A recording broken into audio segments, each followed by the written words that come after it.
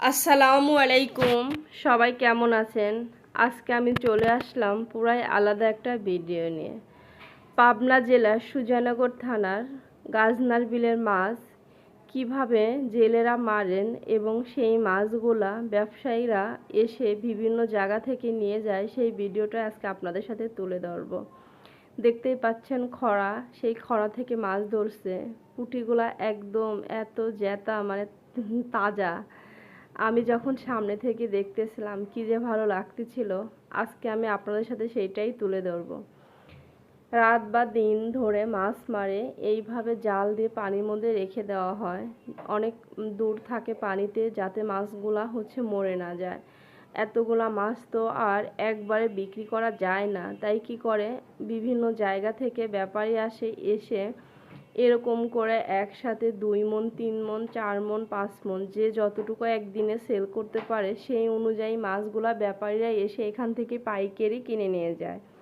এই মাছটা যখন বিক্রি করা হয় তখন বর্ষা প্রায় শেষের দিকে, গাজনার বিলের পানি শুকায় যাচ্ছে, তখন এই মাছগুলা মারতেছিল।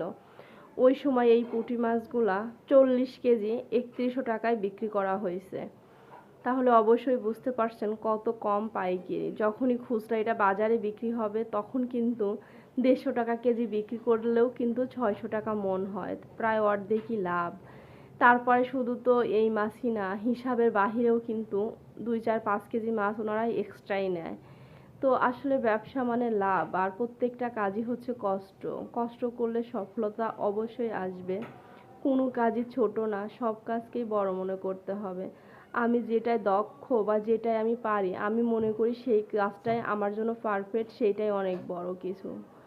কত বড় একটা ভারী জিনিস, মানে কি বলবো, অনেক ভারী ওজন, আমি তুলতে পারতেছিলাম না। উনি ওইটা হাত দিয়ে বাঁশটা একদম মাটিতে পোতাই দিল, নৌকাটা বেঁধে রাখবে যাতে না লড়ে, বা মাছটা দড়ি দিয়ে বেঁধে রাখবে, মাছটা যাতে বাইরে বের হয়ে না যায় জাল থেকে। আশেপাশে অনেক লোক বসে আছে। আসলে এই মাছ তো 1 2 জন মিলে মারা যায় না, সারা রাত জাগতে হয়, দিন জাগতে হয়। প্রত্যেকটা কাজেরই টিম থাকে, কমিটি থাকে, এরকম এখানেও আছে। তো এইভাবে এটা আমার ভাইয়ের বন্ধু, বড় ভাই। তো ভাইয়ার মাধ্যমে আমি ওখানে গিয়েছিলাম। ভাইয়া বলল যে তুমি চাইলে একটা ভিডিও নিতে পারো। পরে আমি ওখানে গিয়ে মাছের ভিডিও করে নিয়ে আসলাম, বাট মাছও অনেকগুলো নিয়ে আসছিলাম, সেগুলো তো অবশ্যই আপনারা দেখছেন, আজকেও দেখবেন এই ভিডিওতে। এই যে ব্যাপারী, উনি টাকা দিতে নিয়ে একটু কিপটামো করতেছে, 50 টাকা 100 টাকা এইভাবে দিচ্ছে, কি হাসি।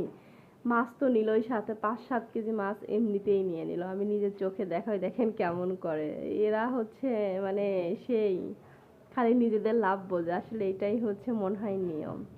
তো বলতেছে যে আপনি এত কম দাম দিচ্ছেন, কম করার পরেও এগুলো আমরা 3500 টাকা 1 মণ বিক্রি করি, আর আপনি 3100 টাকায় দিতে চাচ্ছেন না, সাথে 5 7 কেজি মাছ তো এমনিতেই নিয়ে নিলেন, ওগুলো তো সম্পূর্ণটাই আপনার লাভ।